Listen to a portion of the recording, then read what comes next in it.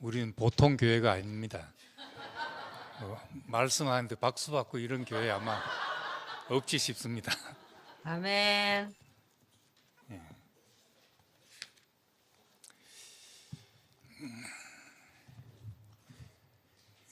예레미야서를 한번 읽어보신 분 있나요? 옛날에라도 한번 몇 군데나 한번 봅시다. 처음부터 끝까지. 예. 예배소서 보면은 우리 교회가 사도들과 선지자들의 터 위에 서 있다고 그렇게 말했습니다. 사도들과 선지자들의 터 위에 서 있는데 그것이 교회인데, 우리 교회를 알자면 그 터도 알아야 되잖아요. 사도들은 뭐 대충 들은 풍월이 있어서 알지만은 그 선지자들에 대해서는 상당히 무지한 편입니다. 예레미야서 하면은 아마 대부분 알고 있는 게 예레미야 31장 33절, 내가 새 언약을 나와 내 집에 세울 것인데 내 법을 너희 마음에 두고 저희 생각 속에 두어서 이제 하나님을 알라 할 필요가 없는 그런 때가 온다. 이제 이 유명한 말씀을 우리는 신약의 근거로 생각하고 새로운 약속의 근거로 생각하고 있는데, 이 구절만 달랑 알아가지고는 그 참뜻이 뭔지를 잘 모르죠. 어떤 상황 속에서 이 말이 나왔는지도 알아야 됩니다. 이제 그래서 오늘 이제 이 예레미야서가 뭐 심판과 저주도 많고 한 책이라서 그 손대기가 참 어려운 책입니다. 그래서 우리가 다는 모르더라도 중요한 부분이라도 한 번씩 훑고 지나가야 되겠다는 생각을 합니다. 이사야는 이제 별명이 희망의 선지자이지만 예레미야는 아시는 대로 눈물의 선지자입니다. 이스라엘의 멸망을 보고 망해가는 나라에 이제 불씨를 살리려고 애쓴 선지자니까 이 슬픈 선지자죠. 좋은 소식을 전하는 그런 선지자가 아니라 슬픈 소식을 전해야 하는 이제 그런 선지자입니다. 이 예레미야에 대해서 이제 1장 1절에서 3절까지 간략하게 소개하고 있습니다. 베냐민 땅 아나돗의 제사장들 중 hil기야의 아들 예레미야의 말이라 이렇게 말합니다. 베냐민 땅 아나돗의 제사장들 중, 그러니까 제사장의 자손인데 아나돗 제사장이라고 했습니다. 성경을 찾아보면은 아나돗은 한 군데 설명이 나오는데, 이제 솔로몬이 왕이 되면서 그때 처음 순탄하지가 않았습니다. 그 아들들이 많았기 때문에 아도니아라는 사람이 이제 요압 장군과 또 다윗 왕 때 제사장이었던 아비아달 제사장 두 사람을 자기 사람으로 데리고 이제 왕이 되려고 시도하던 차였고, 그때 이제 그 다윗이 이제 누굽니까? 우리아의 아내 밧세바의 아들 솔로몬에게 왕위를 이을 것이라고 약속했던 그 약속을 따라서 이제 솔로몬이 왕이 되는데, 왕이 될 때 이 아도니아 편을 들었던 요압과 아비아달이 곱게 보였겠습니까? 그래서 요압 장군은 어떤 명분을 가지고 죽였고, 아비아달은 제사장이기 때문에 함부로 죽일 수가 없어서 귀양을 보냈는데, 그 귀양 보낸 데가 아나돗입니다. 그러니까 이 귀양 보낼 때 좋은 데로 보냈겠습니까? 겨우 살, 뭐 거기서 죽든지 뭐 아니면 살아남든지 알아서 하라고 던진 곳이 아나돗 아니겠습니까?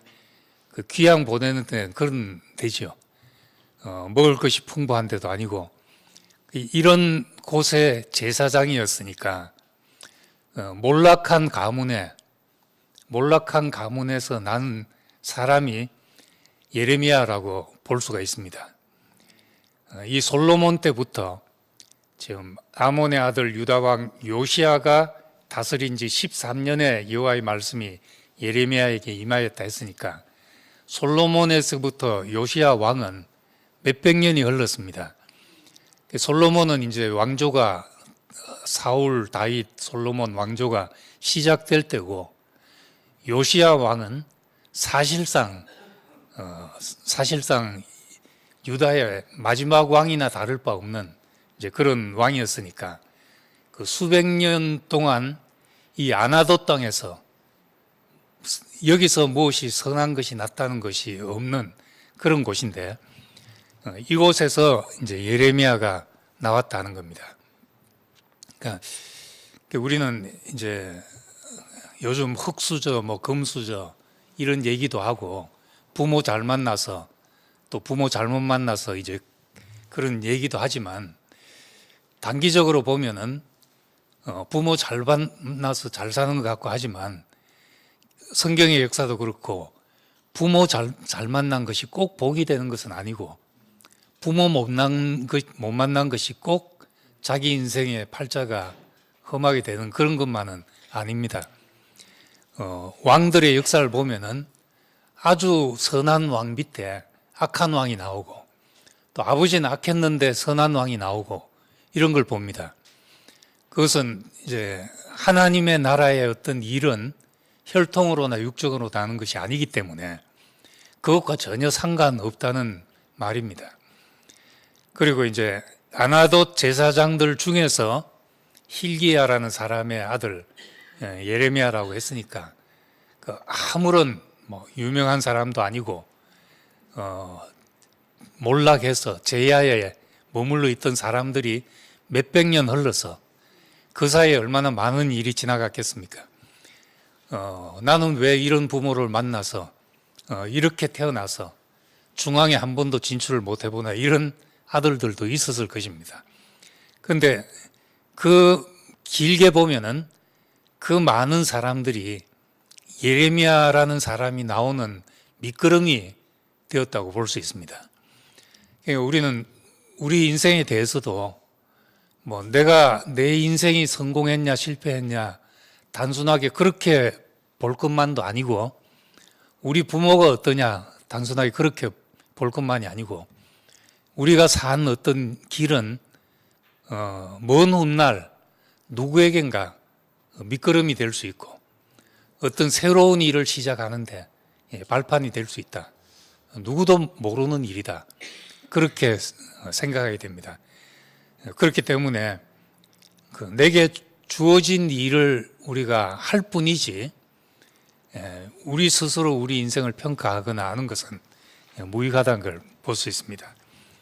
아나돗이라는 유배지, 별 유명한 사람이 한 번도 나지 않았던 그런 곳에서 예레미야라는 사람이 나와서 새로운 언약, 신약의 약속을 여는 신약의 세계를 여는 열쇠를 만든 사람이라고 그렇게 할 수가 있습니다. 그런 사람이 나왔습니다. 요시야가 다스린 지 13년에 여호와의 말씀이 예레미야에게 임하였다 그랬습니다. 이 요시야라는 왕은 다윗 이래로 요시야 전에도 이런 왕이 없었고 요시야 후에도 이런 왕이 없었다고 할 만큼 열 왕들 가운데 가장 높이 평가되는 왕 중에 하나입니다. 이제 성전에서 두루마리 성경을 발견하고 그걸 발견하고 통곡하며 울면서 우리가 하나님의 율법을 지키지 못한 것이 우리 유다의 불행이었다. 그래서 이제 대대적인 종교개혁 운동을 일으키고 산당을 다 멸하고 성전을 재건하고 또 율법을 준수하기 위해서 이제 모든 국가의 모든 기강을 새롭게 잡는 이제 그런 왕이었습니다. 이 요시야 왕이 31년을 통치했는데 8살에 즉위해서 31년을 통치했는데 13년이라고 했으니까 이제 한참 개혁이 일어나고 전성기 때죠. 성경이 발견된 때가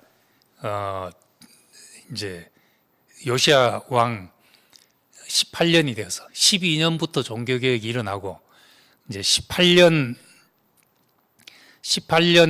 이제 율법책을 발견하고 했으니까 요시야 왕 13년 이제 종교개혁이 일어나서 나라가 이제 될 것 같은 그런 시기였습니다.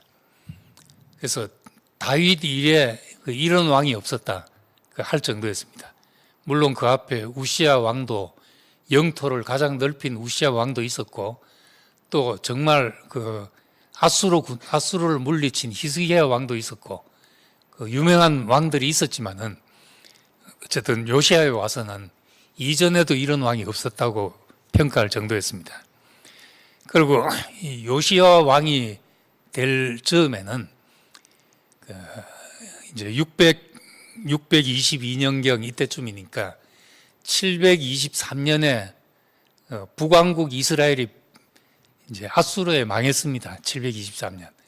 그리고 100년이 이제 흘렀는데 이 100년 동안 강대국 사이에서 얼마나 피폐해졌겠습니까?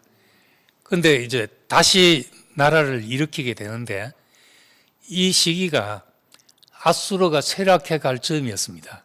100년 동안 제국이 막 주변을 다 장악하고 하다가 거기도 왕조가 바뀌고 하니까 아수르가 쇠락하고 바벨론이 일어나고 이제 이런 국제 질서가 급변하는 가운데 이집트가 이제 바벨론을 견제하기 위해서 아수르를 도우려 하고 이런 시기였습니다. 근데 이제 이 제국이 쇠락해 가니까 식민지로 있던 나라들이 좀 꿈틀거리기 시작하잖아요. 그러니까 이 유다도 이제 힘을 받아서 이참에 나라를 견고히 세워야 되겠다 했지만은 이제 그런 참에 옛날 잃었던 영토, 이스라엘 영토까지 회복할 것을 꿈꿨던 사람이 이 요시야 왕입니다. 다윗과 솔로몬 이래 나라가 반으로 나눠져서 나라가 조그만 나라가 돼서 피폐해졌는데 이제 그 선조 때 원래 우리의 나라 이스라엘과 유다를 통일해서 이제 통일 왕국을 다시 재건하려는 이런 큰 그림을 그리고 있었던 사람이 요시야였습니다.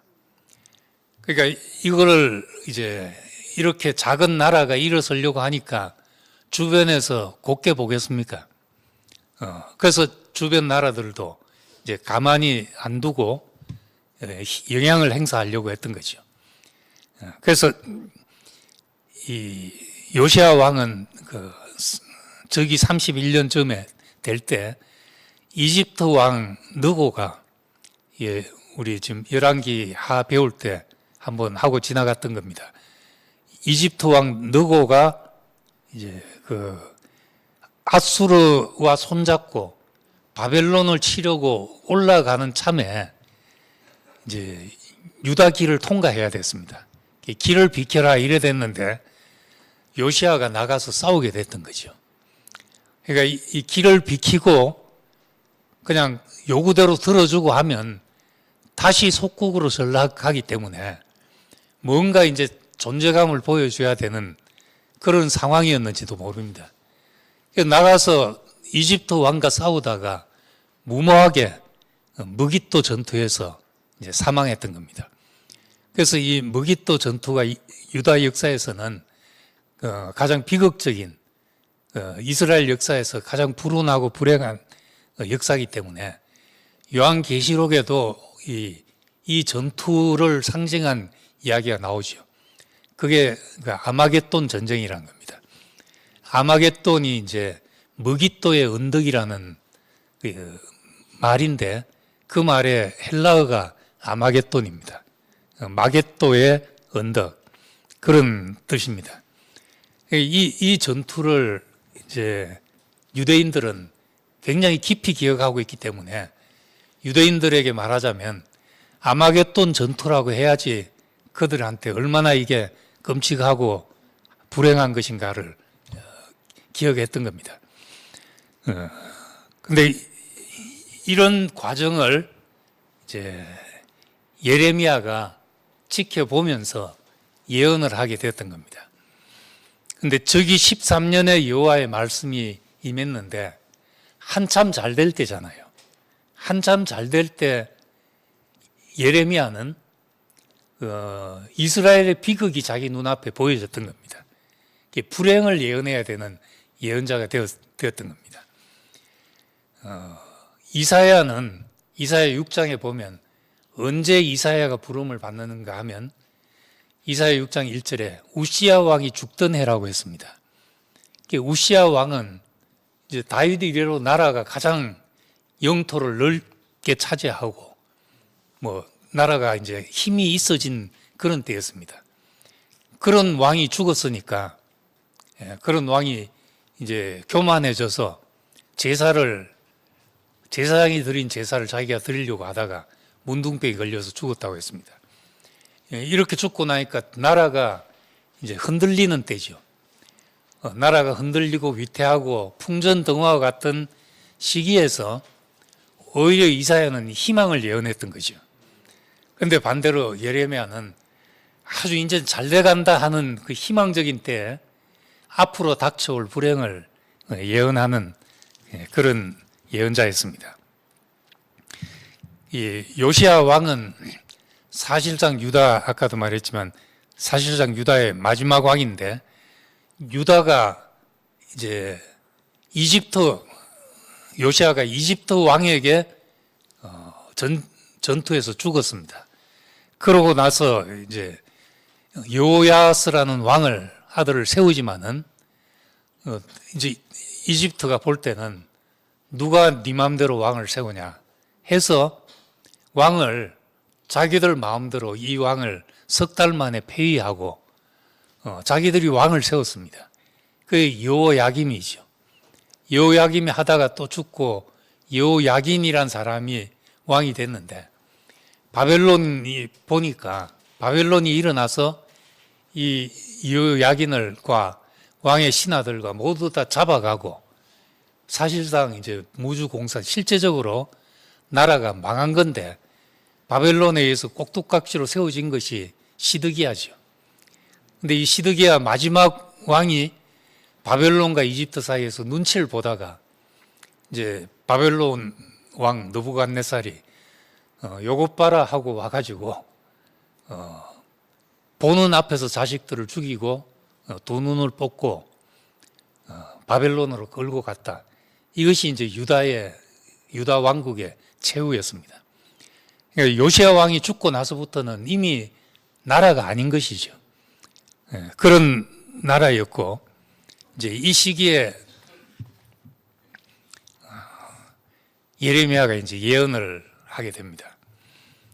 요시야의 아들 유다 왕 요시야가 다스린 지 13년의 여호와의 말씀이 예레미야에게 임하였고 요시야의 아들 유다 왕 여호야김 시대부터 요시야의 아들 유다 왕 시드기야의 11년 말까지 시드기야 11년 말이 유다가 멸망한 해입니다. 그때까지 곧 5월에 예루살렘이 사로잡혀 가기까지 임하니라. 물론 이 뒤에 더 예언한 것도 있지만은 유다의 멸망까지 다 지켜봤다 하는 것을 이제 이게 서론에 말하고 있습니다. 이 선지자는 정말 슬픈 선지자지요. 그런 시대에 여호와의 말씀이 임했는데 5절에 여호와의 말씀이 임해서 이렇게 말합니다.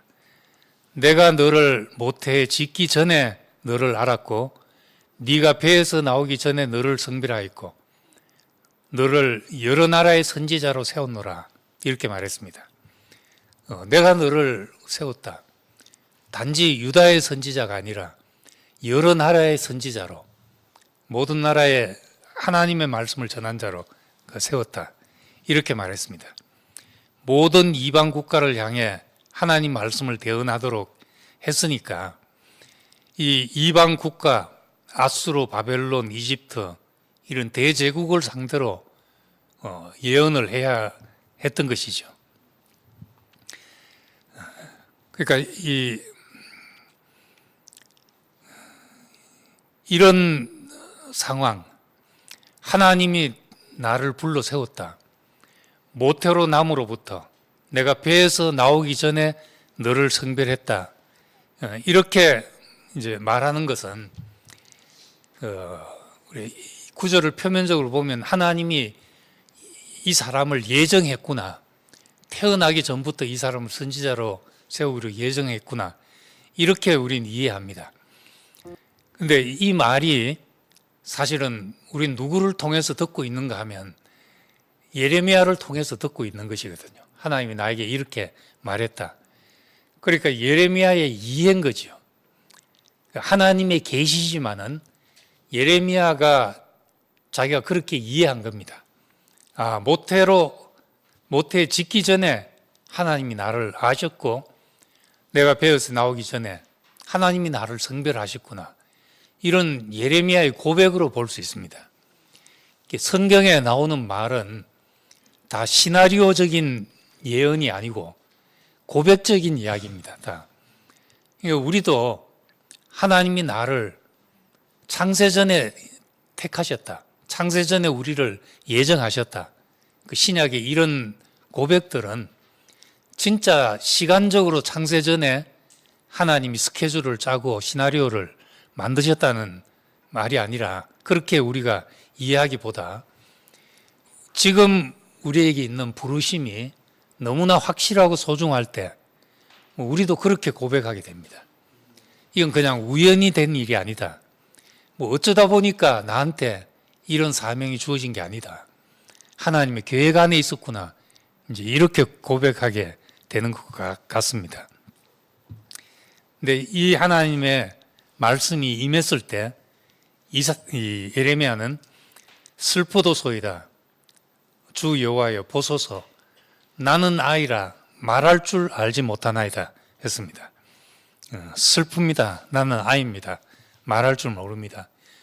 물론 이제 이때 예레미야의 나이가 20살이라고 했습니다.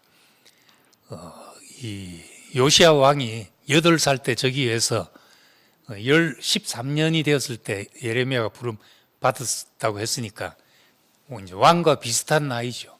왕과 거의 같은 나이입니다. 20살, 물론 이제 정말 문자 그대로 나는 아이입니다. 말할 줄 모릅니다. 이런 뜻도 됩니다. 그렇지만은 하나님의 부름이 있을 때 하나님 나를 불러주셔서 감사합니다. 나에게 이런 사명을 주시다니 역시 하나님은 보시는 눈이 있으시군요. 그렇게 하지 않았다는 겁니다. 슬픕니다. 내가 어찌 그 일을 할 수 있습니까? 말이 안 되는 일입니다. 이렇게 했던 겁니다. 정말로 하나님의 소명으로 자각할 때는 기쁨과 감사보다는 어째 이 일이 내 인생에서 일어날 수 있을까 하는 그런 두려움과 회의가 앞서는 것이 너무나 당연합니다. 물론 이제 이사야는 누가 나를 위하여 보낼고 할 때 내가 여기 있나이다 나를 보냈어서 이런 말을 했지만 이사야도 그 말이 있기 전에 여호와의 영광을 보고 화로다 부정한 자가 되었다 하면서 죽은 자 같이 되었다고 했습니다. 그 과정을 거쳐서 나온 말이죠. 이 비슷한 이야기가 모세도 마찬가지지만 여호와의 영광이 자기에게 보였을 때 그리고 하나님이 자기를 불렀을 때 나는 혀가 둔하고 입술이 둔하고 혀가 뻣뻣한 사람입니다. 내가 무슨 말을 하겠습니까? 보낼 만한 사람을 보내소서. 아닙니다. 이게 전혀 나는 그런 일에 합당한 사람이 아닙니다. 이렇게 말했던 겁니다. 이 예레미야도 마찬가지였죠. 정말 슬픕니다. 내가 어떻게 그 일을 여러 나라들에게 하나님의 말씀을 대언할 수 있습니까? 나는 어린아이고 말할 줄 모릅니다. 이렇게 말했습니다. 모세가 그렇게 이야기했을 때는 모세는 정말 말을 못하는 사람이었는지 나도 안다. 그래서 네 형, 말 잘하는 네 형이 있지 않냐. 같이 가라. 이렇게 하시지만은 예레미야에게는 내가 내 말을 네 입에 두겠다. 그렇게 말했습니다. 내 입에 내가 너와 함께하며 너를 구원하겠다. 너를 구원하겠다는 말은 우리가 생각하는 그 구원이 아니라 사명을 완수하게 하겠다는 말이죠. 그리고 8절에 그렇게 이야기하고 9절에는 내 말을 네 입에 두겠다 이렇게 말했습니다. 그러니까 내가 너와 함께한다. 이거 외에 다른 것이 없다는 것이죠. 네가 잘나고 못나고 말 잘하고 이 문제가 아니라 내가 너와 함께한다. 그렇게 말했습니다. 그런데 이 사명이 10절에 보면은 뭐라고 하고 있는가 하면 보라 내가 오늘 너를 여러 나라와 여러 왕국 위에 세워 내가 그것들을 뽑고 파괴하며 파멸하고 넘어뜨리며 건설하고 심게 하였느니라. 이것을 대언하도록 했다는 거죠. 이 입에 둔 그 말, 입에 둔 말은 왕국을 뽑아서 허물어뜨리고 찢고 부서뜨리고 그러고 나서 다시 건설하고 다시 심겠다. 이제 이런 것이었으니까 우선은 뽑고 허물어뜨리고 찢고 부서뜨리는 것이 예레미야가 전해야 될 말씀이었고 감당해야 될 사명이었던 겁니다. 다시 말해서 망하는 것을 말하고 지켜봐야 했던 사명이죠.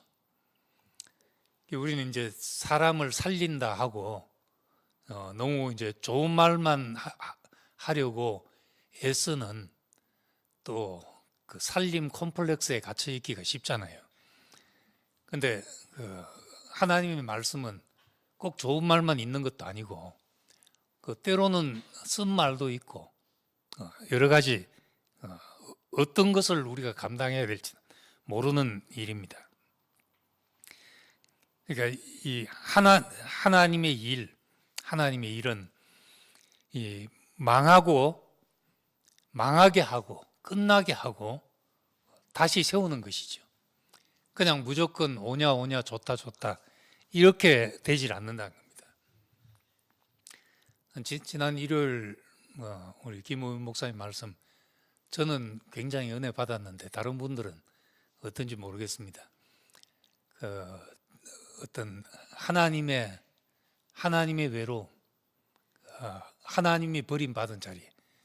우린 우리만을 생각하는데 이제 그 자리를 이야기하고 보네퍼가 친구에게 나는 지금 독일이 망하기를 기도하고 있다. 그게 얼마나 이제 슬픈 사명입니까? 이 나라가 망해야 된다는 것을 아는 사람의 슬픔, 이제 그게 선지자의 사명이지요. 예레미야도 똑같은지도 모릅니다. 이 유다가 망해야 되는 이 나라들을 일으켜서 하나님을 거역한 그 심판 때문에 뽑아서 허물어뜨리고 찢어서 부서져야만 하나님이 다시 건설하고 다시 심으신다는 이제 이 예언을 해야 됐던 겁니다. 하나님의 일은 먼저는 사람의 손으로 한 것을 허물어뜨리는 것이 먼저 일입니다. 인공물을 허물어뜨리는 것, 사람의 손으로 만든 것을 허문다는 겁니다. 예수님도 가난한 자들은 살렸지만은 바리새인들의 외식, 또 성전에서 장사하는 제사장들의 기득권, 이런 것을 이제 주저없이 허물어뜨리려고 하셨던 겁니다. 그러니까 이런 것이 허물어지지 않고 그냥 이 토대 위에 서면 기초가 무너질 기초 위에 세운 집과 같은 것입니다. 그래서 하나님의 일은 뽑아 허물어뜨리고 찢고 부서뜨리고 거기에 다시 세우시는, 기초부터 공사부터 다시 하시는, 그것이 하나님의 일임을 보게 됩니다. 그래서 우리는 많은 일들이 지나가면서 왜 이런 일이 있나, 왜 이런 일이 있나 하는 것은 늘 잘 돼야만 하나님의 일인 줄로 생각하기 때문에 그런 생각을 할 수 있습니다. 때로는 하나님이 허물어뜨리는 것이 하나님의 그 일일 수가 있습니다. 사람에게서 나지 않은 것, 그것을 그냥 두고 무엇이 세워지면은 다 그 사상 누각 같은 그런 일이 되기 때문입니다. 그래서 이제 예레미야의 사명은 먼저는 슬픈 예언을 하는 것이었습니다. 그런 다음에 이제 예레미야에게 와서 네가 무엇을 보느냐, 두 번째 예레미야에게 말씀이 임해서 네가 무엇을 보느냐 하고 물었습니다. 첫 번째로는 내가 살구나무 가지를 보나이다 이렇게 말했습니다. 이 살구나무라고 했는데 원래는 이제 아몬드 나무입니다. 아몬드 나무인데 아몬드 나무가 우리나라나 중국에 없기 때문에 가장 비슷한 나무가 살구나무라서 이제 살구나무라고 번역한 겁니다. 영어 성경에 보면 전부 이제 아몬드 트리라고 그렇게 되어 있습니다. 근데 이 아몬드 나무는 실제로 그 팔레스타인 땅에 많았고, 이 살구나 아몬드 나무나 다 비슷합니다. 꽃도 비슷하고. 그래서 이제 보통 사람, 모르는 사람은 그냥 그거 갖고 비슷하고, 씨도 아몬드 씨나 살구 씨도 또 비슷합니다. 근데 이게 다 그 벚꽃 속이라고 그러는데, 식물 분류로 꽃이 먼저 피는 나무들이죠. 그래서 봄이 되면 이제 꽃이 먼저 피는 그런 점에서 비슷하다고 생각해서 살구나무라고 이제 번역을 했습니다. 그런데 이 살구나무 가지를 보나이다 하고 그 다음에 여호와께서 잘 봤다. 이는 내가 내 말을 지켜 그대로 이루려 함이라 이렇게 말했습니다. 이게 무슨 뜻인가? 지금 살구나무를 봤다 이렇게 말했는데 잘 봤다. 그것은 내가 내 말을 그대로 지켜 이루려 함이다. 이제 이 무슨 연관이 지어집니까? 이 말이 11절과 12절이 이게 우리말로 성경을 보는 그 한계이기도 합니다. 살구나무라는 그 살구나무의 히브리 말이 샤케드입니다. 샤케드, 살구나무가. 그런데 내 말을 지켜 했는데 내 말을 지킨다는 말이 샤카드입니다. 샤카드. 어원이 같습니다. 그러니까 샤케드, 살구나무를 보는, 내가 샤케드를 봅니다 하니까 맞다. 내가 내 말을 샤카드 할 것이다. 예, 이제 아재들이 쓰는 말 장난 같지만은 성경에 그런 표현들이 이제 있습니다. 이 시편 보면은 어떤 것은 시편 우리말로 보면 그런 걸 전혀 볼 수 없는데 히브리 말 알파벳 첫 글자를 따라서 시편이 쭉 쓰여진 이런 시편들도 많습니다. 한글로 보면 전혀 알 수가 없는 거죠. 그런 거는. 근데 여기도 마찬가지로 살구나무를 보나이다 했는데 그것은 내가 내 약속을 지켜 행할 것이다. 어찌 그런 일이 일어나겠습니까? 하나님의 말씀은 늘 그렇게 인간은 회의를 가질 수 있습니다.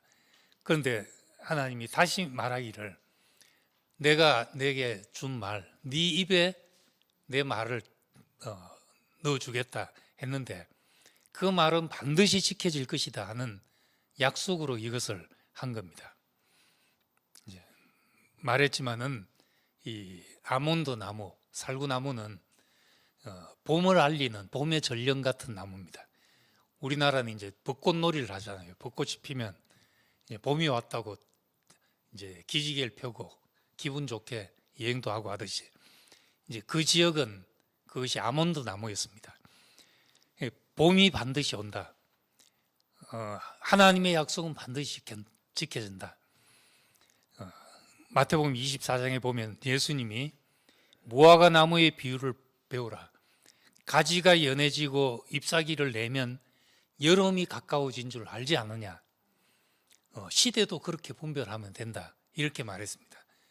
그러니까 식물을 보고 여름이 오는구나 이렇게 알듯이 구약으로 말하자면 이 살구나무, 이 아몬드 나무를 보고 꽃을 보고 봄이 오는구나. 하나님의 약속은 계절이 필연적으로 찾아오듯이 하나님의 약속은 그렇게 반드시 성취되는구나. 이걸 말하는 겁니다. 그래서 선지자는 파수꾼이 깨어서 유심히 살피듯이 하나님의 약속이 이루어지는 것을 유심히 보는 사람입니다. 하나님이 하신다. 지켜보라. 이 말이죠.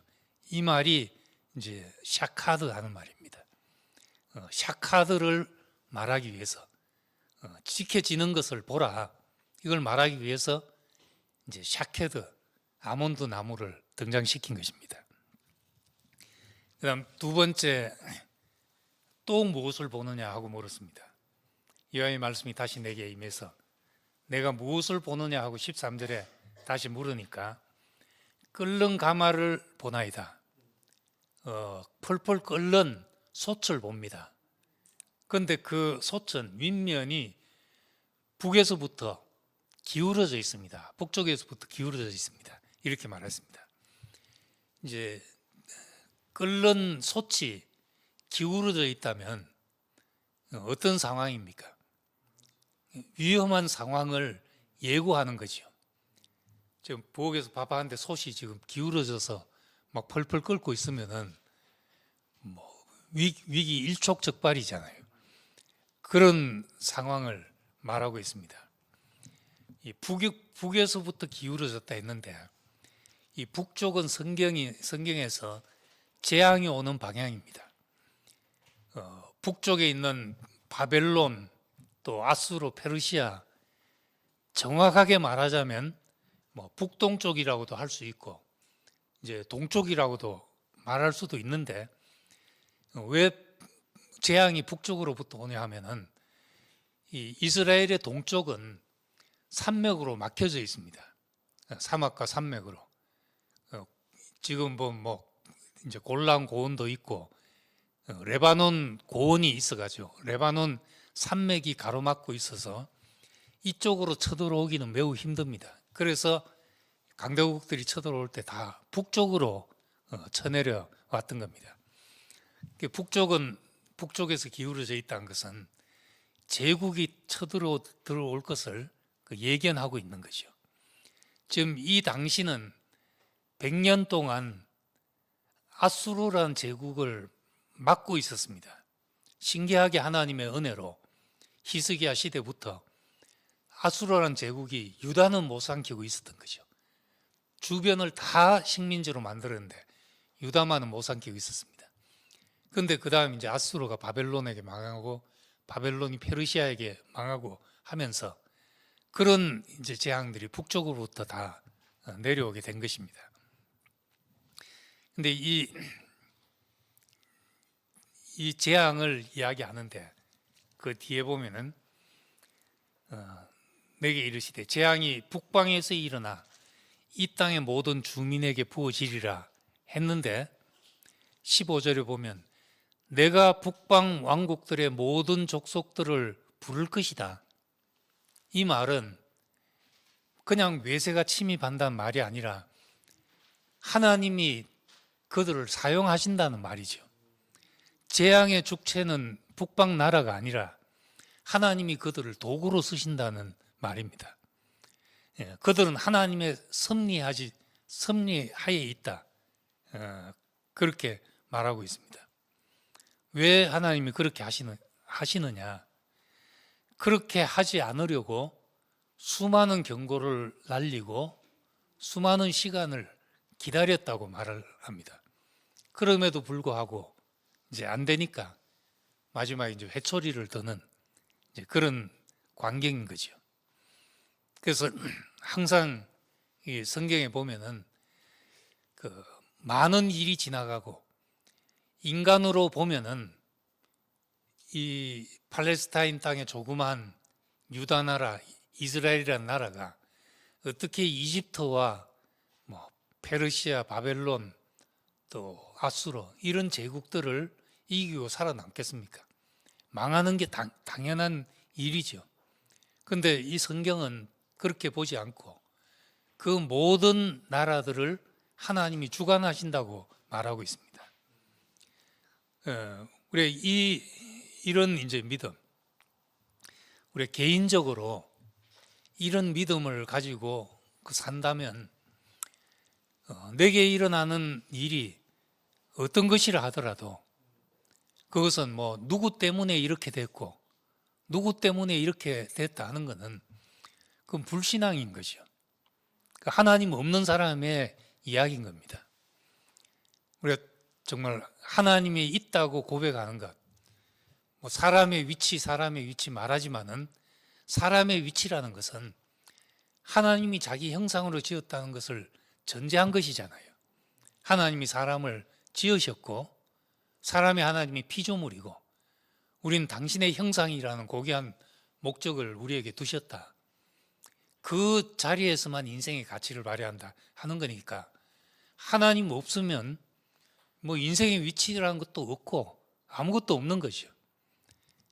우리가 하나님을 잘 모른다는 것은 당연한 겸손한 고백이지만은 그렇다고 해서 제껴놓는 것은 그거는 이제 잘못된 길로 가는 거란 겁니다. 하나님이 역사를 주관하고 계시다는 것이 이 성경의 가장 큰 메시지입니다. 그렇다면 우리 인생의 주체도 하나님이신 거죠. 내게 불행이 일어나도 내게 은혜가 베풀어져도 그 다 주체가 우리가 하나님이라고 생각하면은 누구를 원망할 일도 아니고 누구한테 분노할 일도 전혀 아니라는 겁니다. 이 일을 통해서 하나님이 당신의 일을 이루려고 하시는구나. 내 인생에 당신이 하실 일을 하고 계신다. 그렇게 고백하게 됩니다. 그래서 이 이사야서에 예레미야서에 있는 이 이야기들, 예레미야가 소명을 받고 예레미야가 보고 사람들한테 전해야 되는 이야기 속에 단지 위험한 일이 닥친다, 불행이 닥친다 이것만이면 뭐 선지자가 무슨 의미가 있겠습니까? 그런데 그 이야기 속에 그 모든 것을 주관하시는 분이 하나님이라는 것, 이게 있기 때문에 우리가 예수의 아버지 하나님도 있는 것이고 우리가 예수를 따르는 이유도 그 안에 다 있는 것입니다. 그래서 이 선지자들의 터 위에 섰다는 사도 바울의 고백처럼 우리가 이 기초를 다시 한번 되짚어 보는 일은 너무나 이제 중요하다고 생각합니다. 오늘 1장 말씀 또 돌아가셔서 한번 또 음미해 보시길 바랍니다. 같이 기도하겠습니다.